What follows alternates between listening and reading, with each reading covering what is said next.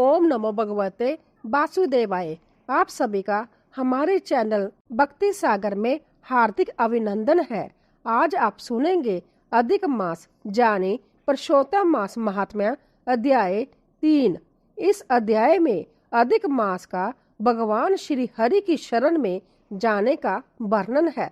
श्री नारायण बोले, हे नारद जी, मैं लोक हित के निमित्त भगवान हरि से अधिक मास ने जो कहा था वह आपसे कहता हूँ, तुम सावधान होकर सुनो।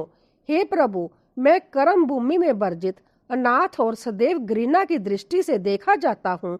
अब आपकी वह दयालुता कहाँ गई, यह कठोरता कैसी हुई?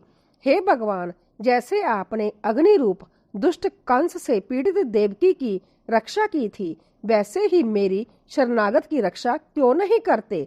हे दीन वत्सल, जैसे दुशासन के दुख से द्रौपदी की रक्षा की थी, वैसे ही मेरी रक्षा क्यों नहीं करते? कृपा करके बताइए। हे प्रभु, जैसे आपने जमुना के कालिया दह में नागराज के विष से गोपों और गौओं की रक्षा की थी, वैसे ही मेरी रक्षा क्यों नहीं करते? जैसे आपने ग्वालों और उनकी स्त्रियों को दावानल से बचाया, वैसे ही मेरी रक्षा क्यों नहीं करते? जैसे आपने जरासंध की कैद से बंदी राजाओं को मुक्त किया, वैसे ही मेरी शरण में आए हुई की रक्षा क्यों नहीं करते? हे दीन प्रतिपालक, जिस प्रकार ग्रहा के मुख से गजराज की रक्षा थी, वैसे ही मेरी शरणागत की रक्षा क्यों नहीं करते? इस प्रकार भगवान से कहकर स्वामी रहित मलमास श्री कृष्ण भगवान के आगे आंसू बहाता हुआ उदास होकर चुप हो गया। तब अंतत द्रवित होकर कृपालु श्री हरि उस मलिन मुख वाले मलमास से बोले, हे पुत्र, तू अंतत दुखी है। तुझे ऐसा कौन सा दुख है जिससे तू इतना पीड़ित हो रहा है? तू चिंता मत कर, मैं तेरा दुख दूर करूंगा। मेरी शरण में आकर दुखी और पतित भी चिंता नहीं करते, फिर तू जहाँ आकर क्यों शोक कर रहा है? तुझे दुखी देखकर जहाँ के बैकुंठवासी भी विस्मित हो गए हैं। नारायण भगवान के ऐसे प्रिय वचन सुनकर मलमास ऐसे लंबी श्वास लेने लगा जैसे उसके सिर से कोई भारी बोझ उतर गया हो। फिर वह मधुसूदन भगवान से बोला, हे प्रभु, आप बैकुंठवासी हैं, सब जानते हैं और आकाश की भांति संपूर्ण संसार में व्याप्त हैं।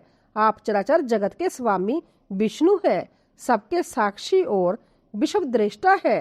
क्षण, लव, मुहूर्त, पक्ष, मास और दिन रात्रि आदि सब अपने अपने स्वामी की आज्ञा से निशंक होकर आनंद करते हैं, किंतु मेरा ना कोई नाम है, ना कोई स्वामी और ना कोई आश्रय स्थल। इसी कारण सब अधिपतियों ने मेरा बहिष्कार कर दिया है। सब कहते हैं, यह मलमास शुभ कार्यों में निषिद्ध है, अशुभ है और पतन की ओर ले जाने वाला है।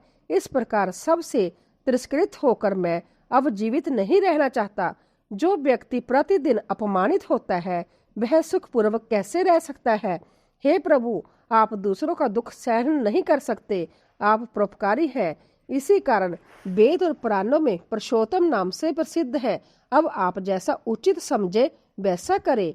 हे नारद जी, ऐसा कहते हुए वह मलमास बार बार मैं मरूंगा कहकर लक्ष्मीपति भगवान के समक्ष मूर्छित होकर गिर पड़ा। उसे इस प्रकार गिरते देखकर सारी सभा विस्मित हो गई। श्री नारायण हरि बोले, अधिक मास के इस प्रकार शांत होने पर महाकृपालु श्री कृष्ण भगवान शरद पूर्णिमा के चंद्रमा की किरणों के समान शीतल और मेघ के समान गंभीर वचन कहने लगे। सूत जी बोले, हे ऋषियों, वेदों की वृद्धि में तत्पर और पाप समूह का नाश करने वाले आदि पुरुष भगवान के वचन सुनने की इच्छा से नारद जी प्रेषण करने लगे। अगले अध्याय में आप सुनेंगे भगवान विष्णु का अधिक मास को साथ लेकर गोलोक जाने का वर्णन। अब इसी के साथ सुनिए गीता महात्म्य। भगवान श्री विष्णु ने माता लक्ष्मी से कहा, प्रथम अध्याय का उत्तम महात्म्य मैंने तुम्हें सुना दिया, अब दूसरे अध्याय का महात्म्य सुनो। दक्षिण दिशा में पुरंदपुर नामक नगर में देव शर्मा नाम के एक विद्वान ब्राह्मण रहते थे। वह अतिथियों की सेवा करने वाले, सब अध्यायशील, शास्त्रों के ज्ञाता, अनुष्ठान प्रिय और तपस्वियों के प्रिय थे। उन्होंने उत्तम द्रव्यों से जग और हवन करके देवताओं को बहुत समय तक तृप्त किया, किंतु उन्हें स्थायी शांति प्राप्त नहीं हुई। तब परम कल्याणमय तत्व ज्ञान प्राप्त करने की इच्छा से वह प्रतिदिन संत्य संकल्पी तपस्वियों की सेवा करने लगे। बहुत समय बीतने के बाद एक दिन उनके सामने एक त्यागी महात्मा प्रकट हुए। उनकी दृष्टि नासिका के अग्रभाग पर स्थिर थी और उनका चित्त अत्यंत शांत था। देव शर्मा ने उन्हें प्रणाम करके पूछा, महात्मन, मुझे शांति की प्राप्ति कैसे होगी? तब उसी आत्मज्ञानी संत ने कहा, सोपुर ग्राम में मित्रबान नामक एक बकरियां चराने वाला रहता है, वही तुम्हें उपदेश देगा। यह सुनकर देव शर्मा सोपुर ग्राम पहुंचे। वहां उत्तर दिशा में एक विशाल उद्यान था। वहां स्वाभाविक बैर रखने वाले पशु भी प्रेम पूर्वक साथ रहते थे। वहां मित्रवान अंतत शांत भाव से बैठा था। उसे देखकर देव शर्मा ने पूछा, मैं आत्मज्ञान प्राप्त करना चाहता हूँ, कृपया ऐसा उपाय बताइए जिससे सिद्धि प्राप्त हो। मित्रवान बोला, एक समय में वन में बकरियां चरा रहा था, तभी मैंने एक भयंकर व्याघ्र देखा। मैं भयभीत होकर भागने लगा, किंतु एक बकरी उसी व्याघ्र के पास चली गई। तब आश्चर्य से व्याघ्र शांत खड़ा रहा। बकरी बोली, व्याघ्र, तुम्हें भोजन मिल गया है, फिर तुम मुझे खाते क्यों नहीं? व्याघ्र बोला, तुम्हारे पास आते ही मेरे मन से द्वेष और भूख दोनों समाप्त हो गई। यह देखकर हम सब अत्यंत आश्चर्यचकित हुए और पास बैठे एक बानर राज से इसका कारण पूछा। बानर राज ने कहा, इस वन में एक प्राचीन शिव मंदिर है। वहां सुकर्म नाम के एक महात्मा भगवान शंकर की उपासना करते थे। एक दिन एक महात्मा अतिथि वहां आए।